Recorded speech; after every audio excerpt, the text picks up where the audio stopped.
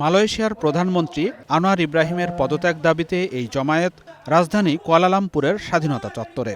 হাজার হাজার মানুষের হাতে প্ল্যাকার্ড, ফেস্টুন ও কণ্ঠে স্লোগান তুরুন আনোয়ার, অর্থাৎ পদত্যাগ করো আনোয়ার। আন্দোলনকারীরা জানান, জীবনযাত্রার ব্যয় কমাতে আনোয়ার ইব্রাহিম সরকার যেসব সংস্কার উদ্যোগ নিয়েছিল তার সবই ব্যর্থ হয়েছে।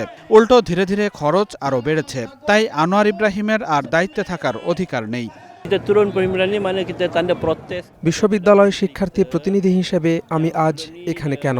কারণ যদি আমরা বর্তমান পরিস্থিতি দেখি, তাহলে দেখি অর্থনীতি হুমকির মুখে। আনোয়ার ইব্রাহিম সম্প্রতি বিক্রয় ও পরিষেবা কর আরোপ করেছেন এবং বিদ্যুৎ শুল্কও বাড়িয়েছেন। আমরা সবাই জানি এখন খাবার কেনার খরচ কতটা বেড়ে গেছে। 2022 সালের নভেম্বরে সংস্কারপন্থী ইশতেহার নিয়ে ক্ষমতায় আসেন আনোয়ার ইব্রাহিম। তবে সরকার রাজস্ব বাড়াতে সম্প্রসারিত কর ও ভর্তুকি সমন্বয়ের সিদ্ধান্ত নেয়, যা জনজীবনে ব্যয় বৃদ্ধির আশঙ্কা তৈরি করেছে। বিক্ষোভের সবচেয়ে আলোচিত অংশ ছিল প্রাক্তন প্রধানমন্ত্রী মাহাথির মোহাম্মদের উপস্থিতি। সদ্য শতবর্ষ পূর্ণ করা মাহাথির অভিযোগ করেন, আনোয়ার তার রাজনৈতিক প্রতিপক্ষ দমনে ক্ষমতার অপব্যবহার করছেন। আনোয়ার আরও অনেক অন্যায় করেছেন, নির্দোষদের দোষারোপ করা হচ্ছে, অথচ অপরাধীরা মুক্তভাবে ঘুরে বেড়াচ্ছে।